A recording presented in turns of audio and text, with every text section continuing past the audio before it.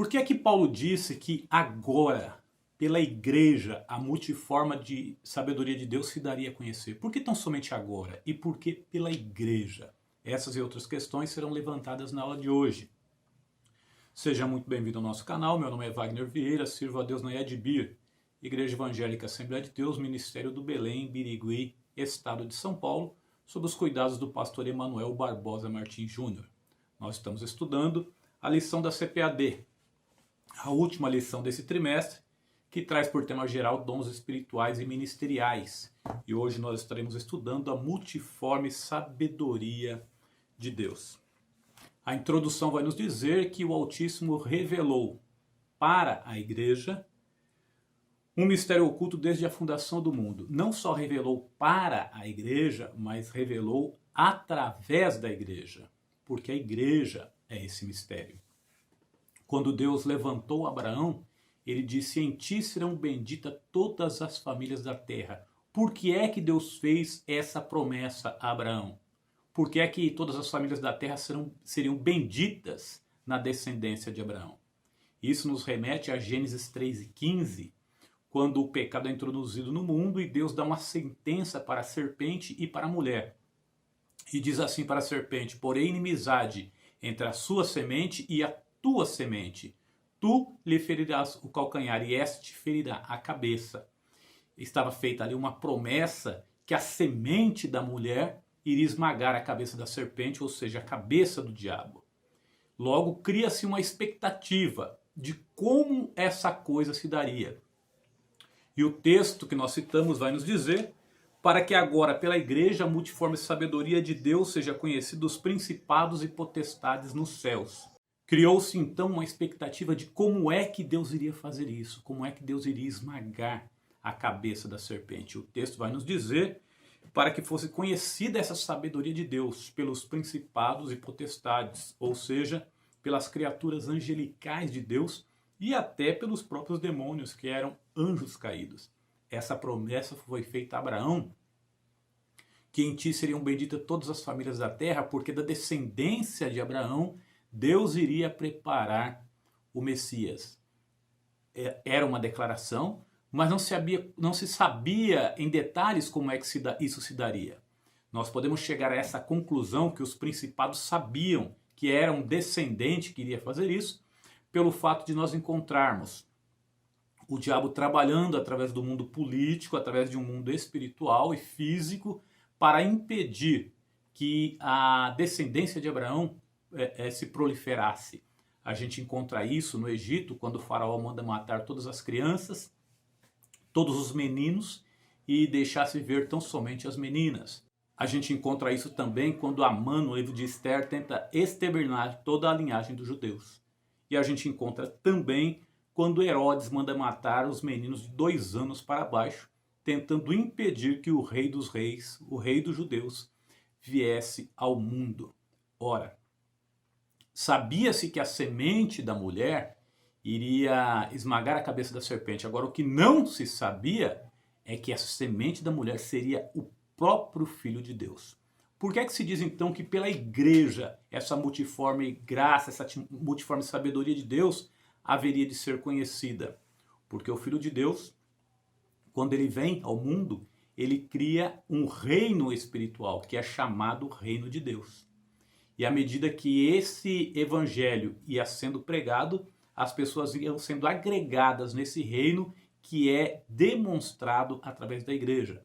As pessoas vão aceitando Jesus como Salvador e passam então a fazer parte do corpo de Cristo, do reino de Deus. Por isso que deveria ser demonstrado, essa sabedoria deveria ser demonstrada através da igreja. Mas a igreja, ela não é uma instituição meramente humana, porque se fosse, ela fracassaria no seu propósito. Por isso Jesus vai dizer: sobre esta pedra eu edificarei a minha igreja e as portas do inferno não prevalecerão contra ela. A Bíblia nos garante que a igreja está edificada sobre o Senhor Jesus. E isso tem tudo a ver com o que nós estamos estudando, porque são os meios que Deus provê para que a igreja seja vencedora, para que a igreja triunfe. Nós vemos isso através dos dons espirituais e também através dos dons ministeriais. Em Gálatas, no capítulo 4, no verso 4, a Bíblia vai nos dizer que, vindo a plenitude dos tempos, Deus enviou seu Filho, nascido sob a carne, nascido de mulher. O que seria essa plenitude dos tempos? O momento exato, quando Deus preparou todas as coisas para que o Filho de Deus viesse ao mundo. Por exemplo, o Império Romano havia pacificado os mares, o Império Romano havia feito estradas, e Deus vai usar esse momento adequado para a propagação do Evangelho. As viagens de Paulo através do vasto Império Romano se deu através dessas estradas romanas, se deu através dos mares que os romanos haviam pacificado. Então, essa era a plenitude dos tempos, esse era o momento exato para que Deus manifestasse essa multiforme sabedoria através da igreja. Então nós entendemos que essa manifestação de sabedoria, ela se dá para a igreja e ela se dá pela igreja. Como? No nosso primeiro tópico vai nos explicar ao falar sobre os dons espirituais e ministeriais. Ora, nós sabemos que os dons, eles são dádivas, eles são presentes. Então, essas dádivas que são diversas, nelas estão embutidos os dons espirituais. Para que essa sabedoria fosse demonstrada, Deus colocou dons espirituais na sua igreja. Deus pôs à disposição dons espirituais para a igreja. Nós já estudamos esses dons nas primeiras lições desse trimestre, mas Deus colocou também dons ministeriais, profetas, apóstolos, profetas, evangelistas, pastores e mestres. Deus está levantando esses homens e a multiforme graça de Deus, ela vai sendo manifestada ao mundo através da igreja por meio desses dons espirituais. Nós vemos também que existem outras dádivas que Deus deu à igreja. Podemos citar, por exemplo, a dádiva do amor. O amor de Deus para com o mundo, o amor de Deus na igreja, para que a igreja exerça o seu ministério na convivência entre os irmãos. Ele coloca aqui também a dádiva da filiação divina. Nós vamos ver que a palavra de Deus nos coloca que agora somos filhos de Deus pela fé. Ora, se somos filhos de Deus agora, significa que antes nós não éramos, e nós só passamos a ser quando aceitamos Jesus pela fé e passamos então a fazer parte da igreja, que é o corpo de Cristo. Ele vai colocar aqui também que uma das dádivas que Deus nos deu foi o ministério da reconciliação. Ora, nós éramos inimigos, fomos reconciliados. E uma vez reconciliados, nós temos o ministério da reconciliação. Só pode reconciliar alguém aquele que já está reconciliado. Então é assim que funciona. Eu era inimigo de Deus e alguém me apresentou o Senhor Jesus através do ministério da reconciliação e eu fui reconciliado com Deus. E agora eu tenho a obrigação de apresentar outras pessoas ao Senhor Jesus para que eles também sejam reconciliados. O tópico segundo vai falar sobre os bons dispenseiros do mistério divino. Então nós vimos que essa multiforme sabedoria de Deus, ela se mostra para a igreja e pela igreja, e aqui nós vemos que também através da igreja, quando ele fala sobre os dispenseiros.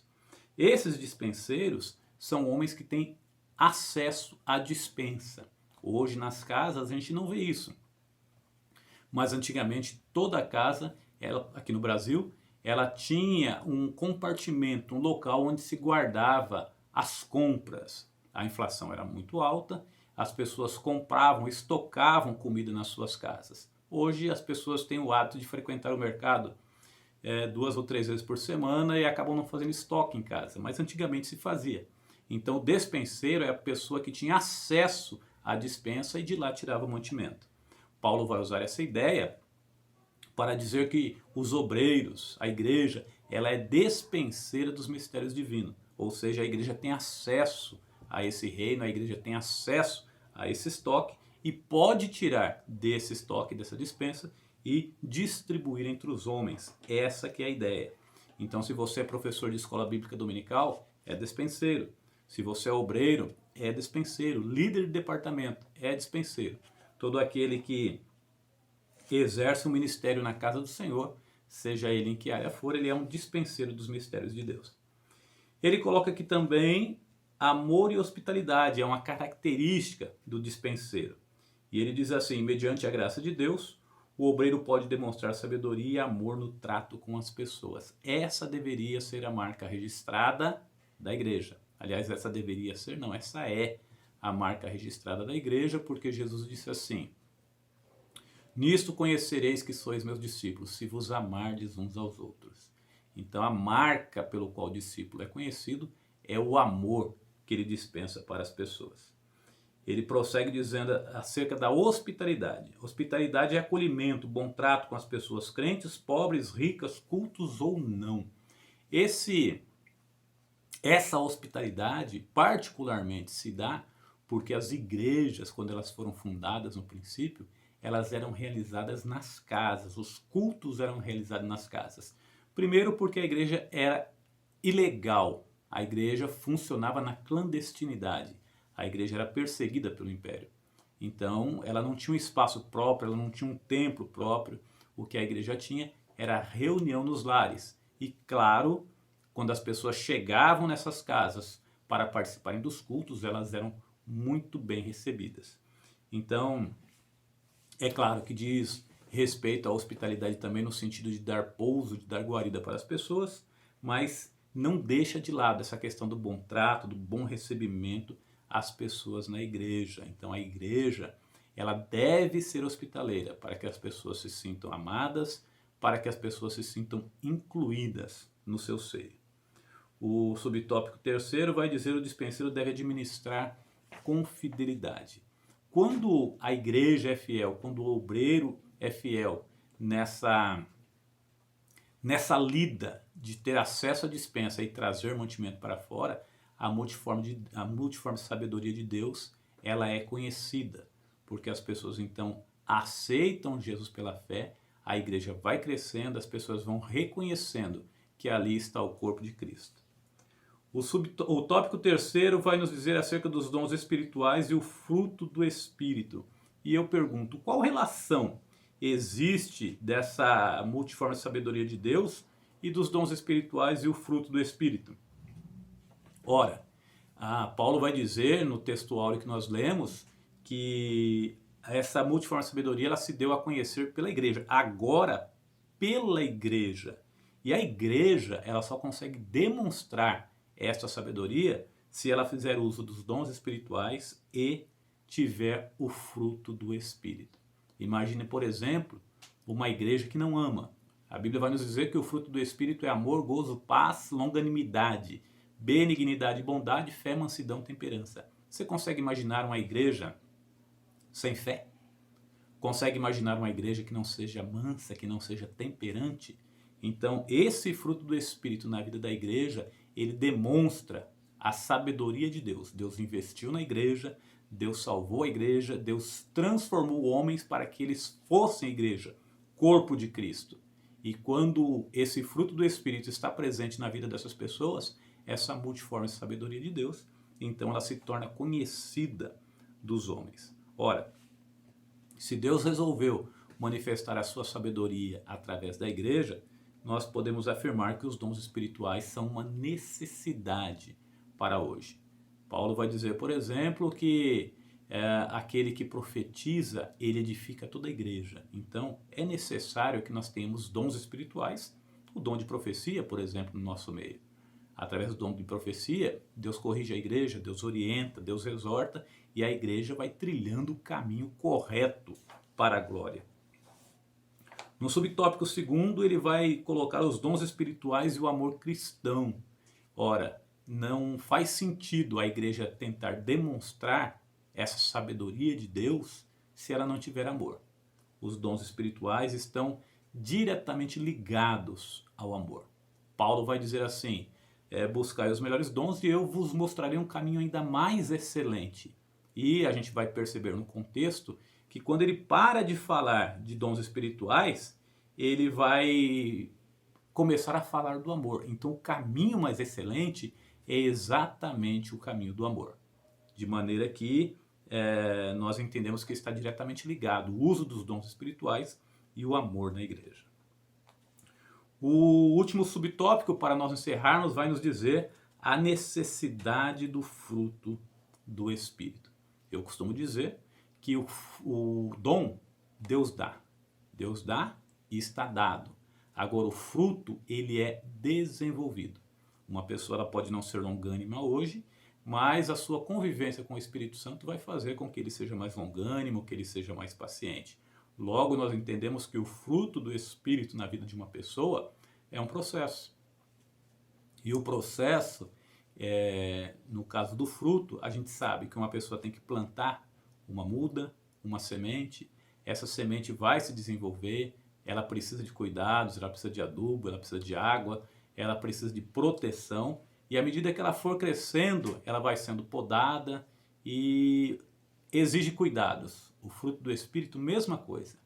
O fruto do Espírito, ele se dá através de cuidados e através de um processo.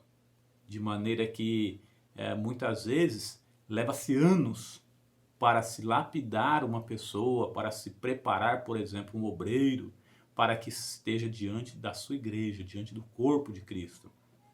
Justamente porque deve-se passar por esse processo, mas essas coisas estão inteiramente ligadas.